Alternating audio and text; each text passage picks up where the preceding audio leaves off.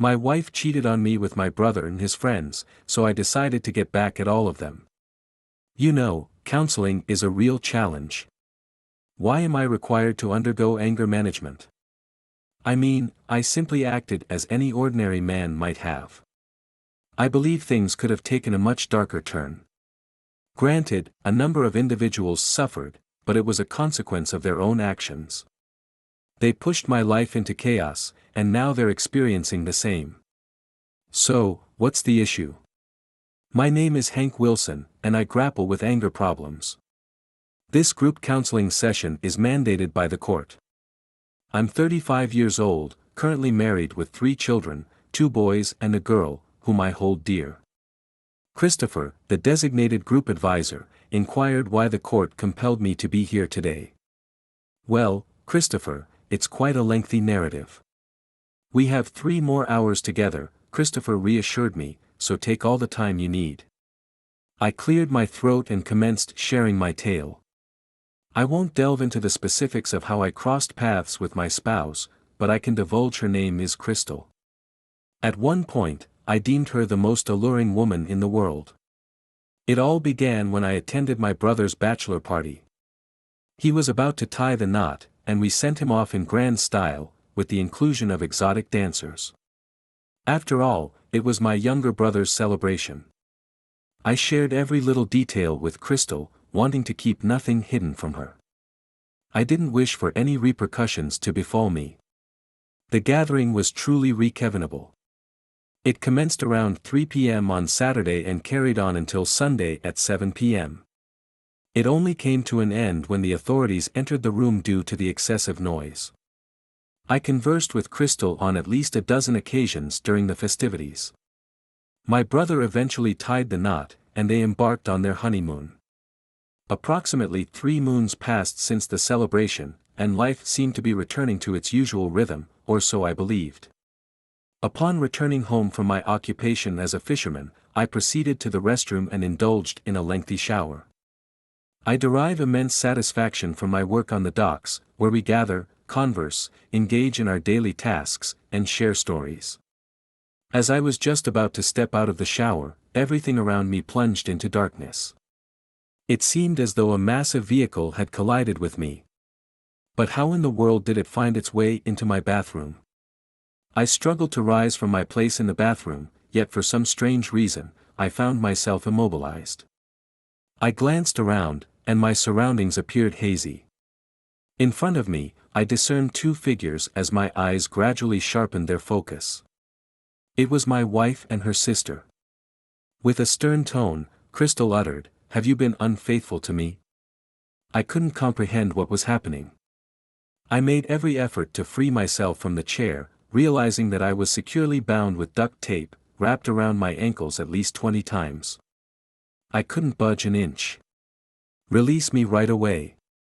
I exclaimed in frustration, "I'll deal with this matter once and for all, you scoundrel." Crystal declared that it was time to settle the score, leaving me bewildered as I had committed no wrongdoing. My brother and I had been meticulous in ensuring we didn't break any of the established rules during that gathering. Crystal and her sister departed momentarily, leaving me confined for what felt like an hour. Upon their return, Crystal was accompanied by 5 gentlemen from the bachelor party. I gazed up at them, urging them to set me free. Among them was Kevin, one of my most trusted friends, whom I had known for over 2 decades. He had even served as my best man, and I had honored him by naming my son after him. His spouse was the only woman in the world, apart from my own wife, whom I held in true trust. Kevin leaned in, locking eyes with me as he uttered, "Hank, you should never have betrayed Crystal." Before I could respond, Crystal forcefully silenced me by placing a ball gag in my mouth. That deceiver knew well that I had never been unfaithful to her. It goes without saying that they indulged in a 3-hour encounter. Afterward, she departed for a shower, leaving me alone with 5 of my former companions. Kevin regretfully mentioned, "We failed to capture it on record, unfortunately." I remained still, my jaws tightly clenched, simply gazing at them. Kevin came closer, confessing, "I've always desired her. I couldn't pass up this opportunity. I'm aware that our friendship is at an end, but I simply had to seize the moment. I remained silent, offering only a smile in response. Kevin then cautioned, "Hank, it's best to let this go. If you don't, someone is bound to get hurt."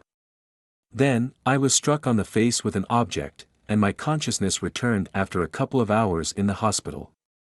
As I glanced back, I noticed Crystal in a chair, seemingly dozing off.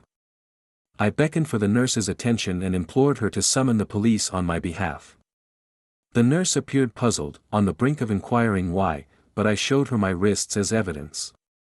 She assured me she'd return and, about 5 minutes later, she returned with the news that the police were en route. It was only when the police arrived that Crystal finally awoke, bewildered and inquiring about the situation. I began, "I am Hank Wilson.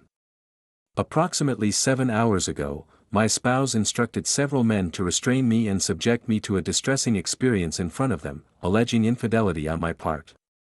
The problem, aside from exposing her true nature, is that I have never betrayed her. I can provide the names of all those present, and I am certain that 2 of these individuals are law enforcement officers. If you do not intend to fulfill your duty, I suggest you depart, for I shall proceed to the state's attorney's office once I am released." The officer then urged me to recount the events. I shared the entire story with the officer, recounting the details of the party and the distressing incident. Crystal sat there, astounded, her mouth agape. I informed the officer that the party had been recorded to ensure that neither husband would face any repercussions.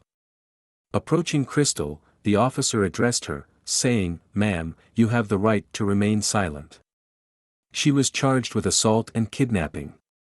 I provided the names of all the men who had been with her. Inwardly, I contemplated that it was time for retribution. I had suffered, and now it was time to ensure that everyone involved faced the consequences. As Crystal was being escorted away, she turned and warned me, "Hank, you're a liar, and I'll make you pay." The officer responded firmly to her, indicating that this was not the end of the matter. She was also accused of menacing. I spent a week in the hospital, during which I devised a strategy to alleviate my suffering. Many thoughts needed to be organized, as there was potential for numerous individuals to be harmed. I needed to be certain that I truly wished to seek retribution, so I compiled a list. Firstly, they had placed me in the hospital. Secondly, they had deceived me and led to my hospitalization. Thirdly, they engaged in intimate relations with my spouse, leading to my hospitalization. Fourthly, my wife was unfaithful and played a role in orchestrating my hospitalization. That comprises the entirety of my list. I was determined to exact revenge, even if it meant sacrificing everything I had planned. Following my week in the hospital, I departed and visited the bank. There, I withdrew some funds, and it was at this moment that the cashier informed me of my wife's attempt to withdraw money as well.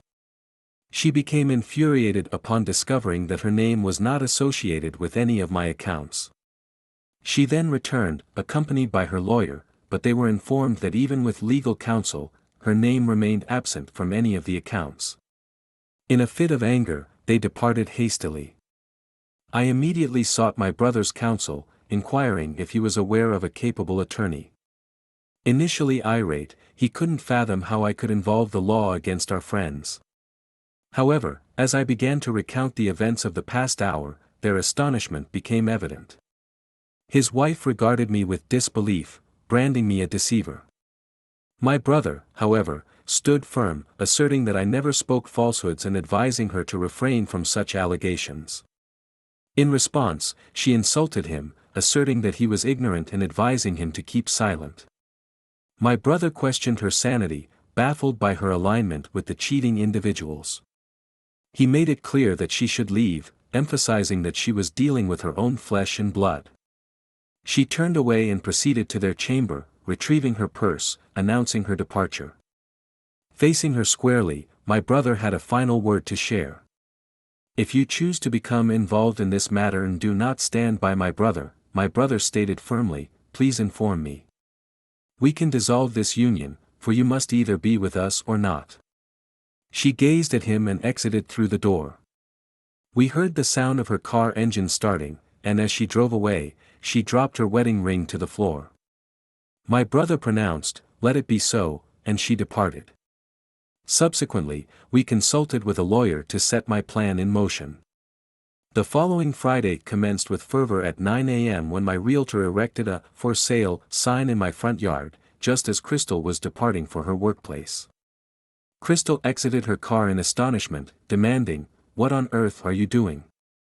The realtor clarified that the owner had decided to sell the house. Crystal erupted in protest, exclaiming, "He cannot do this." However, the realtor countered, stating that it was his dwelling. Later that day, I received at least 50 phone calls.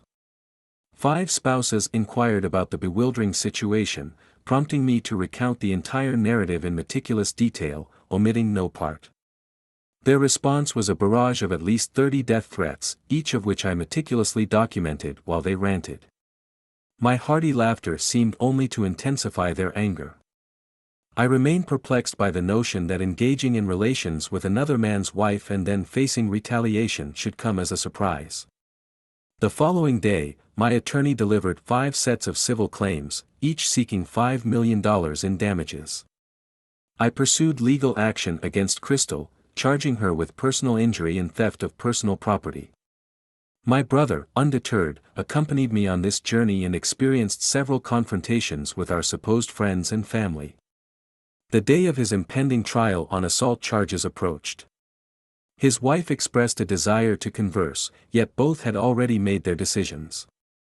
As I prepared to depart from work on the day before the trial, Kevin emerged from behind his vehicle, attempting to launch an assault. In the heat of the moment, I drew my .38 caliber firearm and inadvertently shot him in the groin. Upon the arrival of the police, he bellowed that I had attempted to end his life. I recounted the events to the officers and offered to provide the security footage as proof. Kevin, scanning his surroundings, discovered the numerous surveillance cameras that had been installed.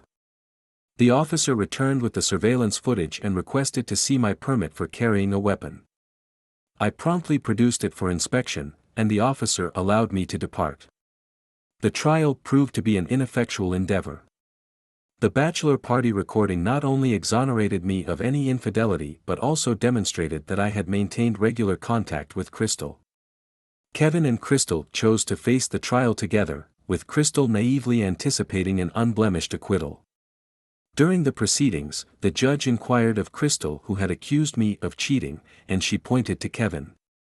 However, Kevin's attorney refuted her claim, asserting that Crystal herself had a history of infidelity and harbored desires for Kevin. Crystal sat in the dock, stunned, her mouth agape, while her lawyer raised an objection and requested a recess.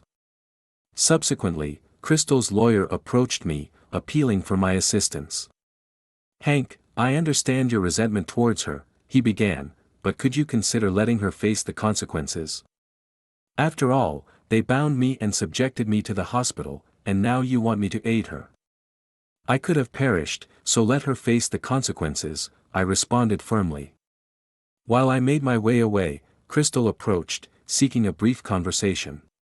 "Hank, I offer my apologies. I recognize the magnitude of my mistakes.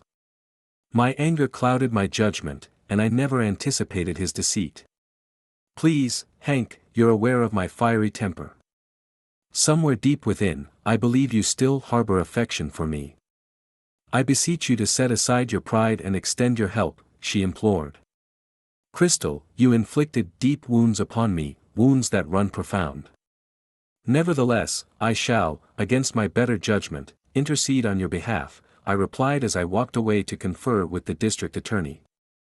With a smile, I approached the district attorney and, in a hushed tone, urged, "Prosecute this individual thoroughly, please." I turned to gaze at Crystal and signaled my assistance, just as she had aided me when I was bound and brutalized. Crystal received an 8-year prison sentence, while Kevin faced 25 years of incarceration.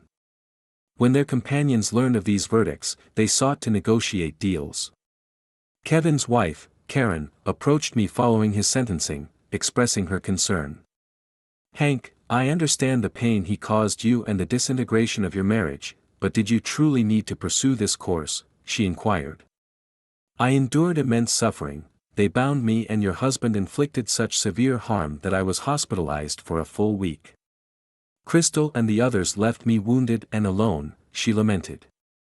I took the actions that were necessary, as I was compelled to do so. My desire for vengeance against them all burned fiercely. Perhaps you have something to anticipate in the future when he eventually emerges, and the two of you can move forward. Yet, I bore the brunt of the suffering, for I lost my beloved wife, my cherished friends, and even some of my family. So, who endured more hardship? I turned away and walked, leaving the query unanswered. You might assume that this is where the tale concludes, but it continues. This is why I now attend anger management classes. While Kevin patiently awaited his transfer to the state prison to commence his sentence, I encountered legal trouble. I found myself arrested for driving under the influence during my 10 days of incarceration. I confronted him numerous times, assaulting him in the break room, striking him with a metal tray. When I stood before the judge, he imposed a $50 fine upon me and extended my sentence. Later on, I managed to exact revenge upon all those wretches. 2 of them became embroiled in a bar brawl while the police were en route, and someone fortuitously possessed a stun gun. They each received over 1,000 volts to their sensitive areas. The last 2 encountered a group of 4 masked individuals who administered a fitting punishment. It's somewhat ironic that during this period, I was in Texas, visiting my cousin. And so, I find myself here now, engaged in this discourse, because the judge believes that I harbor issues with anger. They all sat silently for a moment, and then began to applaud. I was perplexed, unable to comprehend the turn of events. Christopher rose from his seat and addressed me, saying, "Hank, you must learn to flow with life's currents and refrain from seeking vengeance." He extended his hand toward me, and we shook hands. "Hank, you need not worry about financial losses in a divorce. Kevin and the others are incarcerated. What more could you desire?" Christopher re-Kevined. I responded, "Not a single thing," as we continued our conversation. It came to my attention that these individuals had received relatively lenient punishments. Each had served a minimum of 5 years and were now required to attend anger management classes as part of their parole. I assumed the judge intended to convey a message through this choice. My brother's wife had returned home, making every effort to reconcile with him. Crystal had been her closest friend. Therefore, I encouraged my brother to give it a chance. Karen's divorce from Kevin had been officially finalized. I urged you to listen to the next story, for this tale pales in comparison. If you are under the age of 18, I strongly advise against proceeding to the next narrative.